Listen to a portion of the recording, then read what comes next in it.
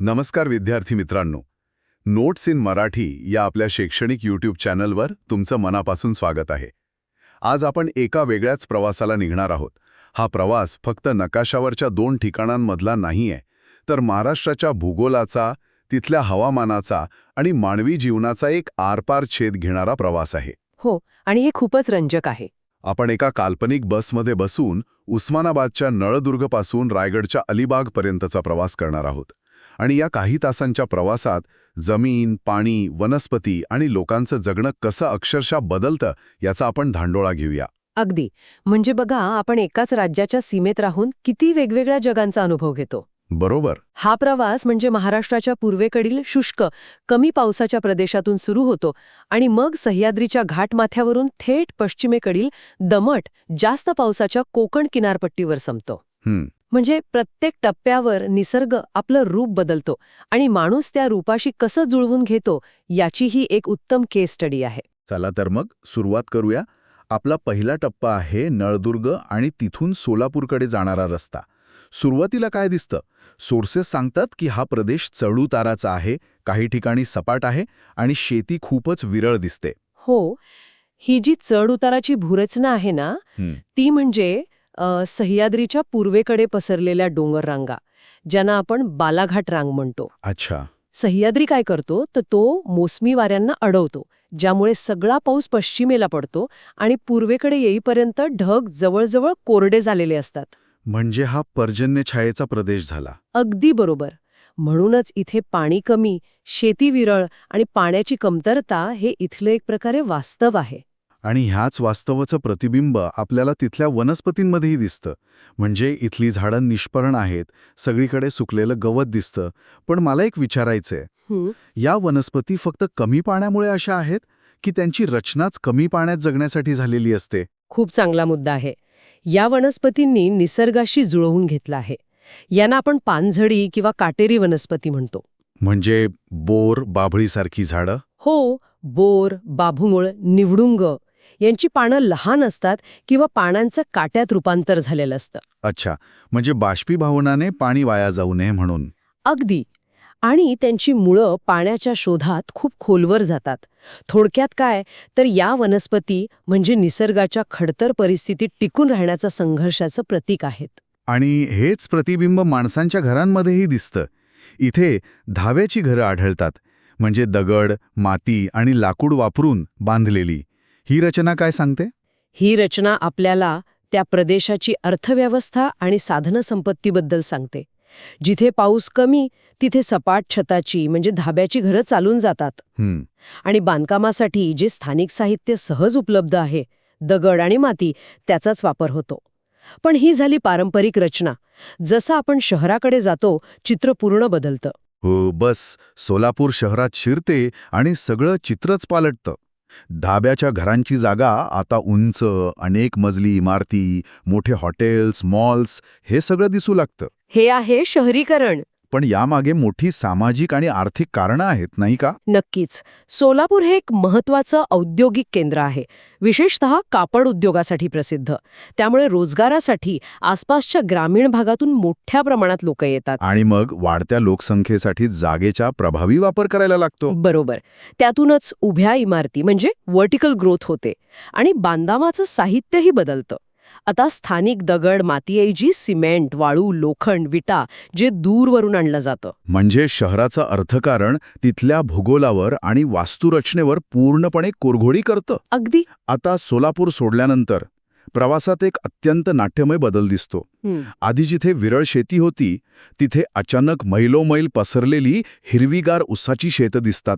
हे कसं काय शक्य आहे? या जादूमागचं रहस्य आहे पाणी. हो, पण ते नैसर्गिक नाही तर माणसाने अडवलेलं पाणी. या भागात भीमा नदीवर बांधलेल्या उजनी धरणाचा प्रचंड मोठा जलाशय आहे. अच्छा, उजनी धरण. हो, आणि त्या धरणाच्या कॅनॉल सिस्टीममुळे या शुष्क प्रदेशात सिंचनाची सोय झाली. आता ऊस हे प्रचंड पाणी पिणारं पीक आहे. बरोबर. धरणाचं पाणी उपलब्ध झाल्यामुळे इथल्या शेतकऱ्यांनी कडधान्यांसारख्या पारंपरिक पिकांना सोडून ऊसाची शेती स्वीकारली. म्हणजे हा मानवी हस्तक्षेपाचा भूगोलावरील एक थेट आणि मोठा परिणाम आहे. पण याचे काही दुर्गामी परिणामही असतीलच. हो, आणि हे दुधारी तलवारीसारखं आहे. एका बाजूला ऊस शेतीमुळे या भागात मोठी आर्थिक सुबत्ता आली, साखर कारखाने उभे राहिले, रोजगार निर्माण झाला.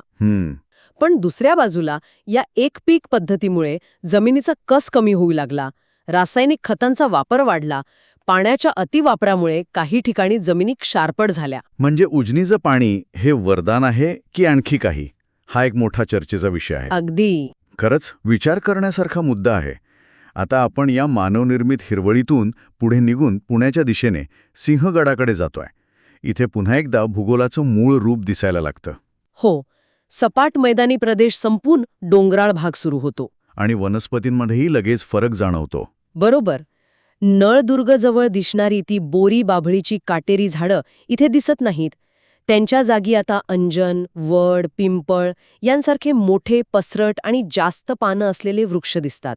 हा बदल स्पष्टपणे सांगतो की आपण जास्त पावसाच्या प्रदेशात प्रवेश करत आहोत. अगदी. जसजसं आपण पश्चिमेकडे सरकू तसतसा पर्जन्यमानाचा आलेख उंचावत जातो. आणि मग आपण सिंहगडावर पोचतो. इथून दिसणारं दृश्य म्हणजे केवळ सुंदर नाही, तर भूगोलाचा एक जिवंत धडा आहे. दर्या, डोंगर, शिखरांचे सुळके. हो, सिंहगडावरून दिसणारी ही भूरचना म्हणजे दख्खनच्या पठाराचं खरं स्वरूप. सोर्सेसमध्ये उल्लेख आहे की इथला खडक बेसॉल्ट आहे. बेसॉल्ट? म्हणजे हा ज्वालामुखीच्या उद्रेकातून तयार झालेला खडक का? अगदी बरोबर. कोट्यावधी वर्षांपूर्वी या संपूर्ण प्रदेशात ज्वालामुखीच्या उद्रेकातून लाव्हारस बाहेर आला आणि त्याचे थर एकावर एक साचून हे पठार तयार झालं. सिंहगडावर आपल्याला ते खडकांचे थर स्पष्ट दिसतात. आणि म्हणूनच इथली माती काळी आणि सुपीक असते. हो. इथे शेतीमध्येही पुन्हा एकदा बदल दिसतो. नळदुर्ग भागात कडधान्य, सोलापूरकडे ऊस आणि आता इथे सिंहगडाच्या पायथ्याशी भातशेती दिसते. हे चक्र कसं पूर्ण होतं? याचं कारण पुन्हा तेच पाणी आणि पर्जन्यमान. या डोंगराळ भागात विशेषतः घाट माथ्यावर पाऊस भरपूर पडतो, जो भातशेतीसाठी अनुकूल असतो. त्यामुळे प्रवासाच्या या टप्प्यापर्यंत आपण 3 वेगवेगळी कृषी क्षेत्र पाहिली.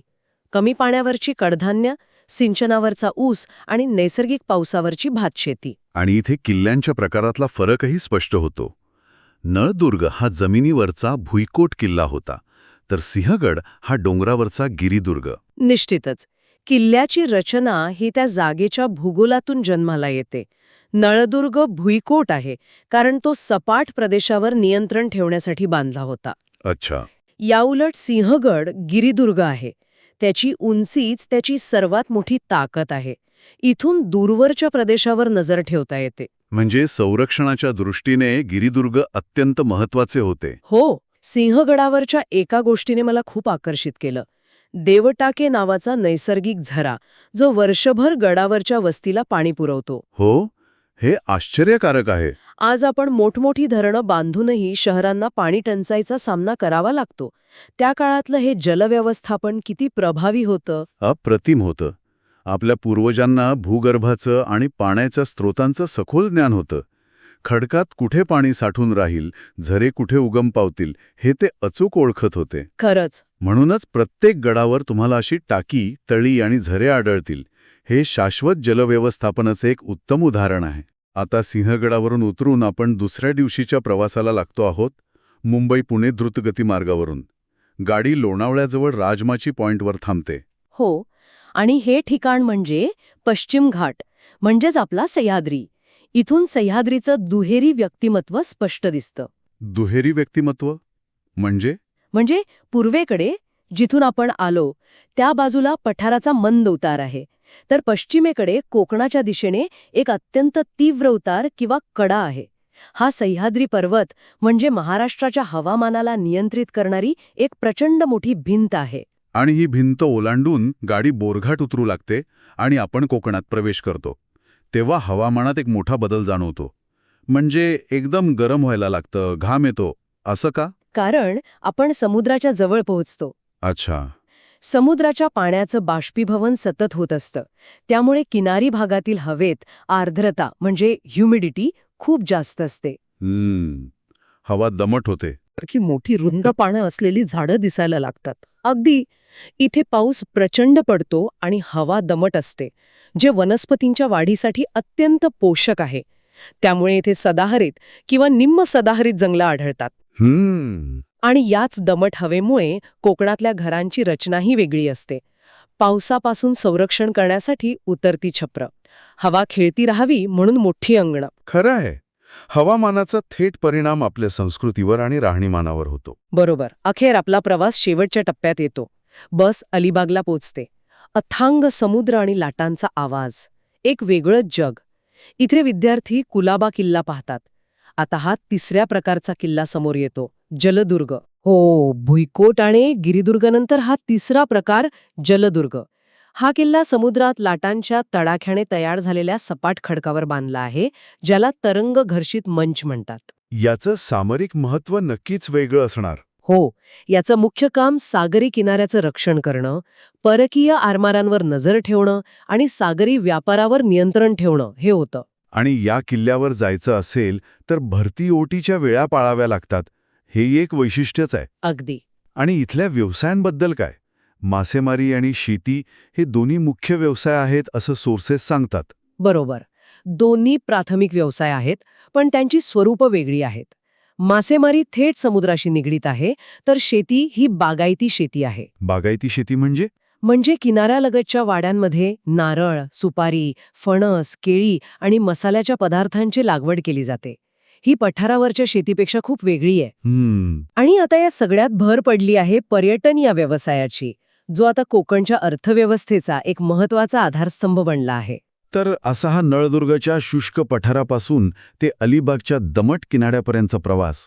आपण पाहिलं की काही किलोमीटरच्या अंतरावर भूरचना, पर्जन्यमान आणि पाणी यानुसार वनस्पती, पिकं, घरांची रचना आणि लोकांचे व्यवसाय किती आमूलाग्र बदलत जातात. नक्कीच. या एकाच प्रवासातून भूगोलाची अनेक तत्व प्रत्यक्ष अनुभवायला मिळाली. हो ना. कडधान्यांपासून उसापर्यंत आणि उसापासून भातापर्यंतचा पिकांमधील बदल, भुईकोट किल्ल्यापासून गिरिदुर्ग आणि जलदुर्गापर्यंतचा सामरिक विचारांचा प्रवास, हे सर्व निसर्ग आणि मानवी जीवन यांच्यातील अतूट नातं दाखवून देतं. खरंच. सोर्सेसमध्ये एका ठिकाणी देवराई या संकल्पनेचा उल्लेख येतो.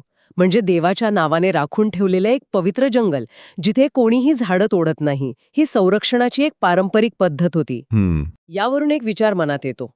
आपण या प्रवासात पाहिलं की उजनी धरणासारखा विकास होतो, कोकणात पर्यटनासारखा विकास होतो आणि तो गरजेचाही आहे. पण मग आजच्या काळात जिथे विकास इतक्या वेगाने होत आहे, तिथे या देवराईंसारखी कोणती आधुनिक संकल्पना असू शकते? विचार करण्यासारखा प्रश्न आहे. हो, म्हणजे या प्रवासात पाहिलेले किल्ले, नैसर्गिक वारसा आणि पर्यावरणाचा समतोल जपताना आपण विकासाचा मार्ग कसा काढू शकतो, यावर आपण सगळ्यांनी विचार करायला हवा.